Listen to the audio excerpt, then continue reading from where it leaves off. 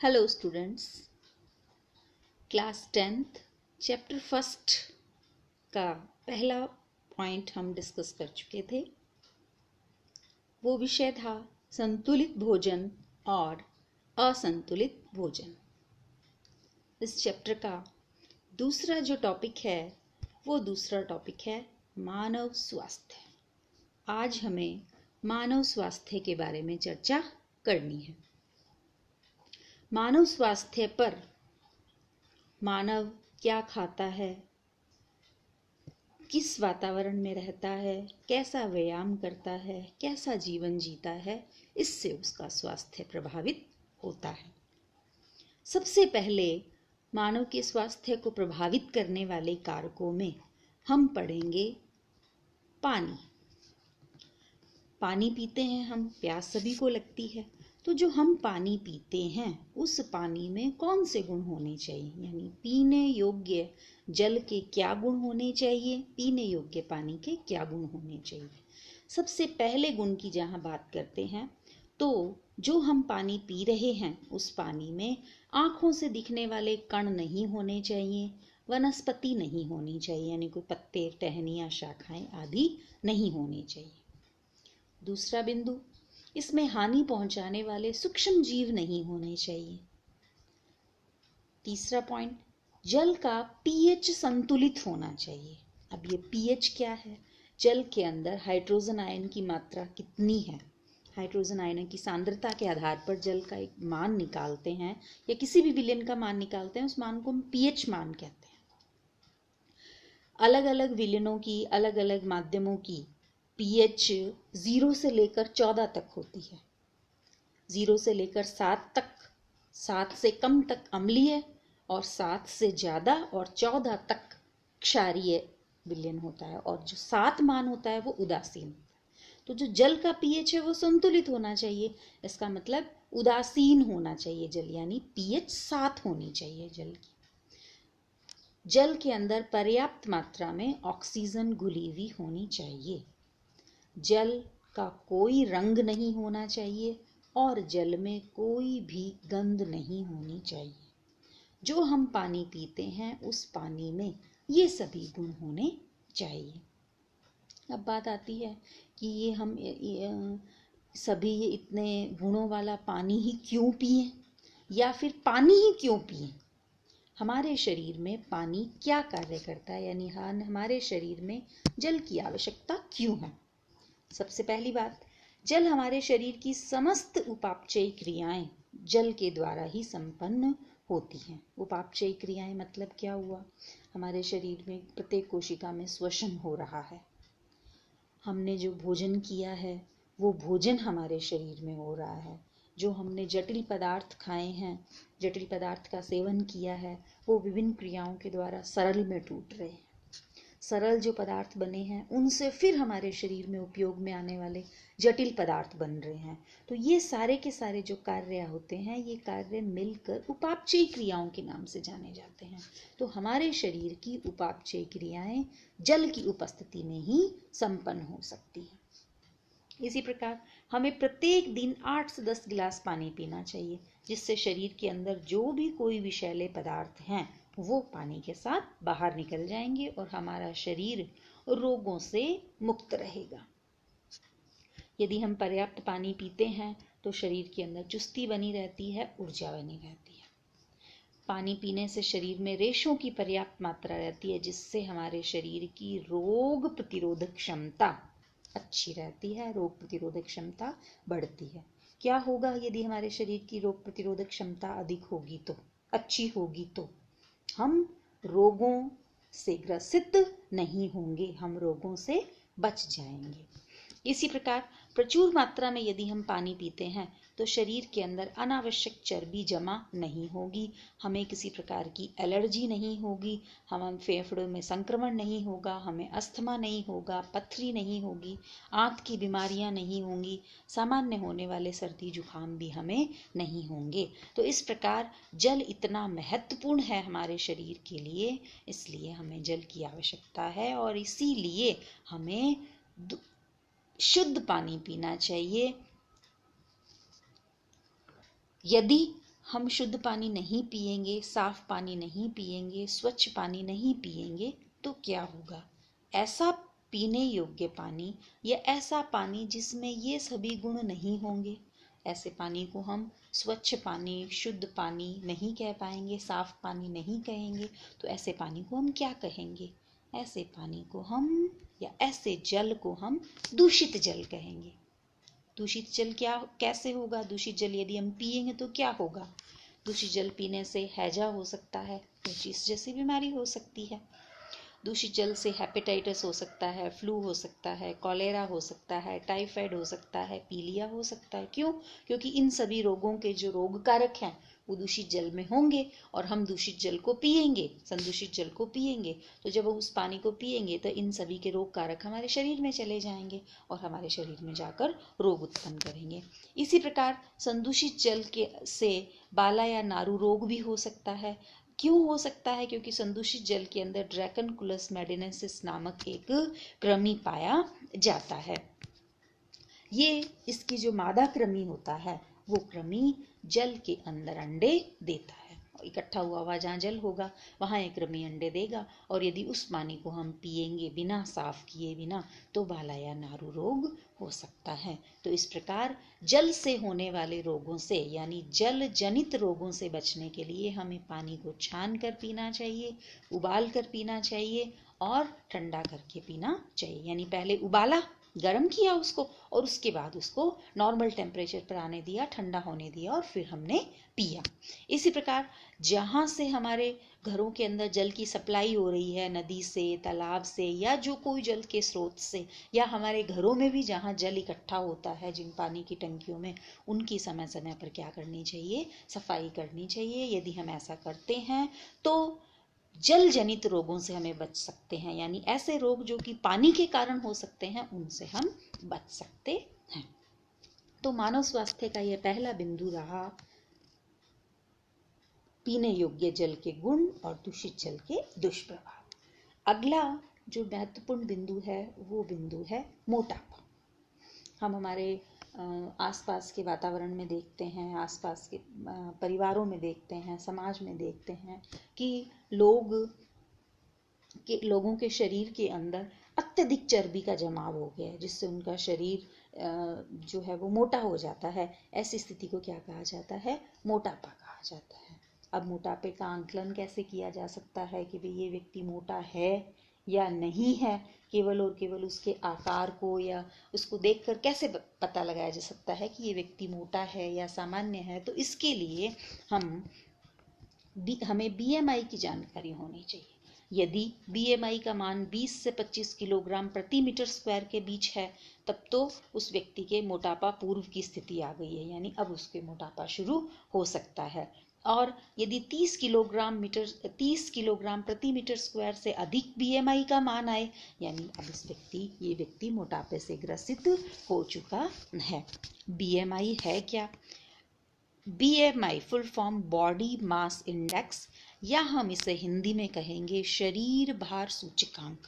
कैसे ज्ञात किया जाता है? ये शरीर का किलोग्राम में वजन और जितनी लंबाई है उस लंबाई के वर्ग का अनुपात बीएमआई कहलाता है। जैसे किसी व्यक्ति का वजन है 50 किलो और उसकी जो लंबाई है वो लंबाई है मान लो 1.5 मीटर, 1.5 मीटर है, तो 50 अपॉन में 1.5 गुणा 1.5 डिवाइड करेंगे, सॉल्व करेंगे तो जो वैल्यू आएगी उससे पता चलेगा कि इस व्यक्ति का बीएमआई कितना है। और उस बीएमआई के मान के आधार पर हम बता सकते हैं कि उस व्यक्ति के अंदर मोटापे की स्थिति है या मोटापे से पूर्व की स्थिति है, या फिर मान 20 से कम आए तो उसके अंदर मोटापे की स्थिति नहीं है, वो व्यक्ति सामान्य है।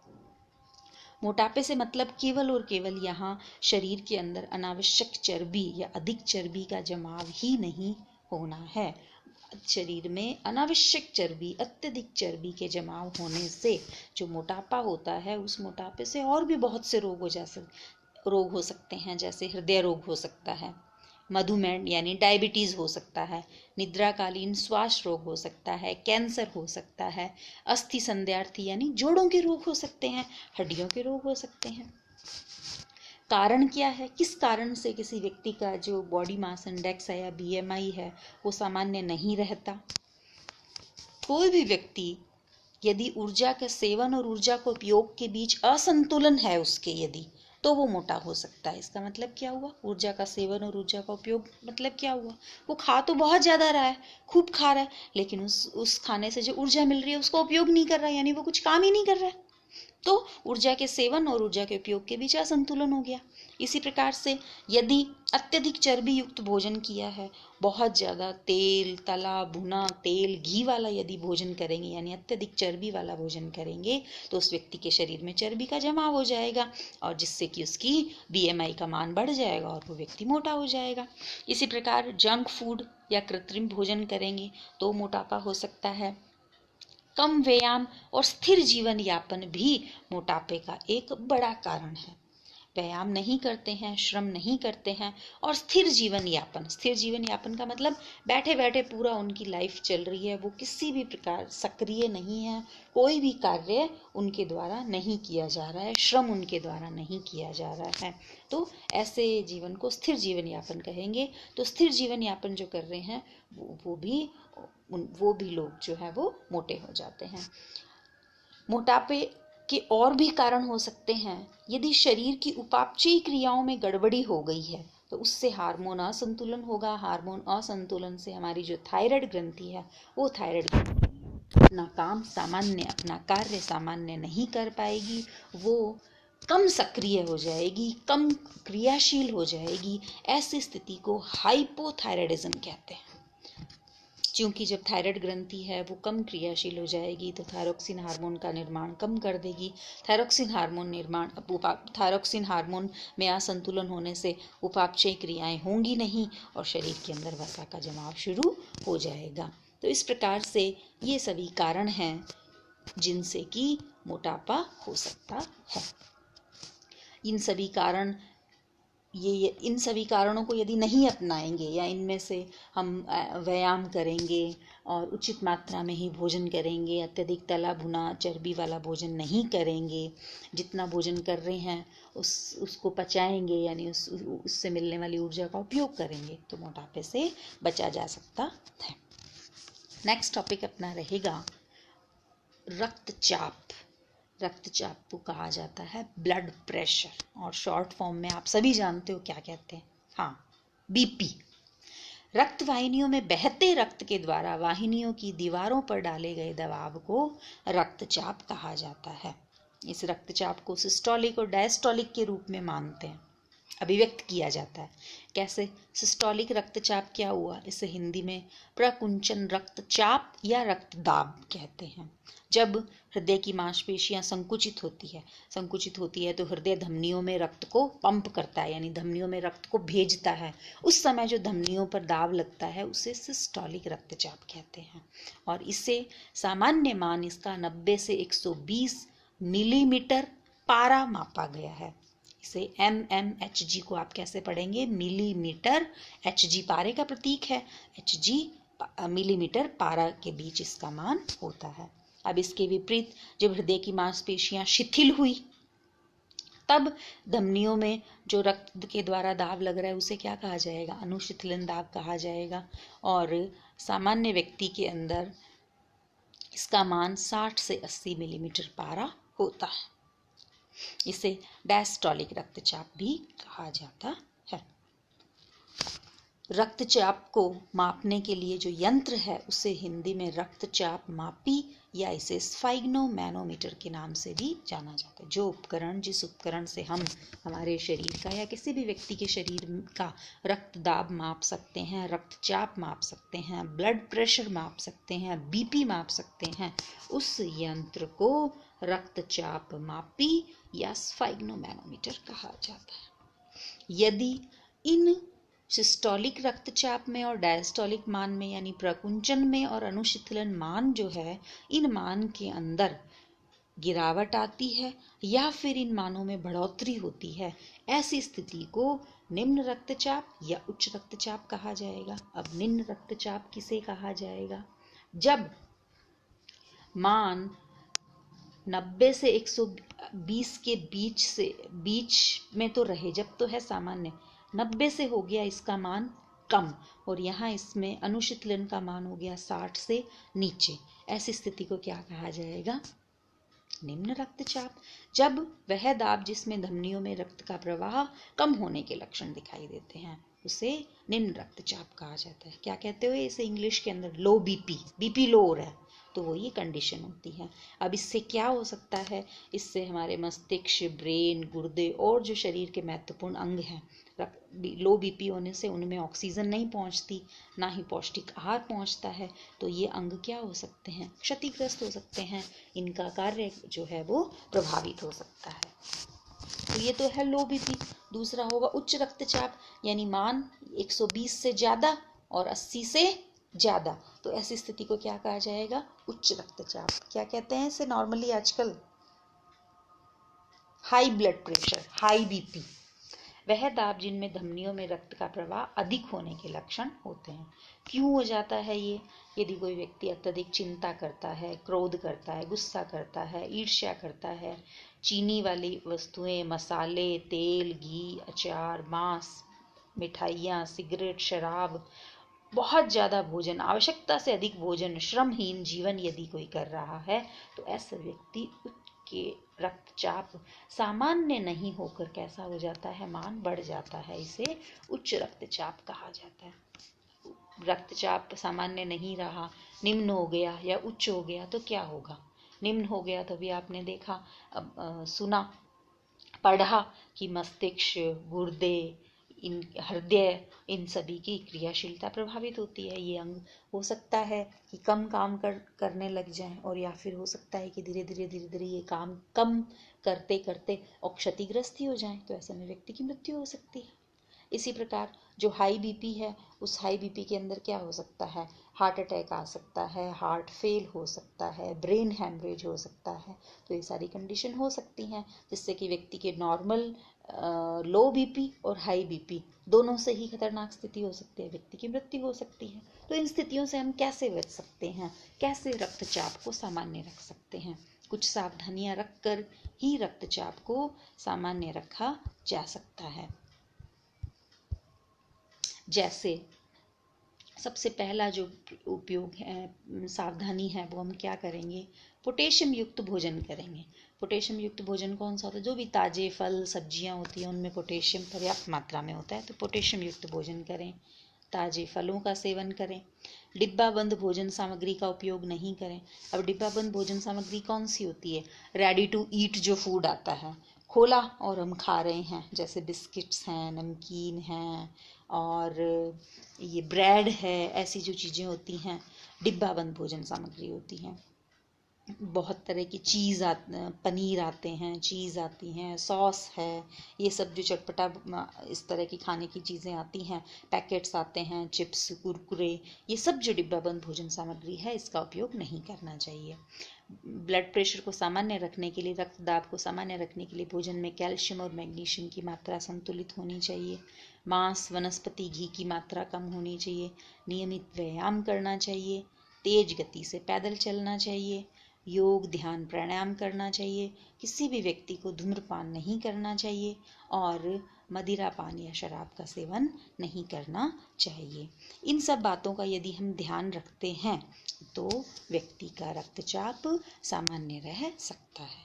तो इस प्रकार आज हमने चैप्टर 1 का दूसरा टॉपिक डिस्कस किया, जो कि मानव स्वास्थ्य रहा।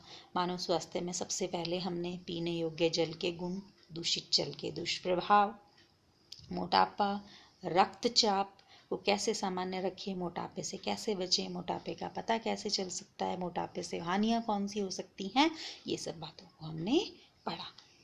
Okay, thank you.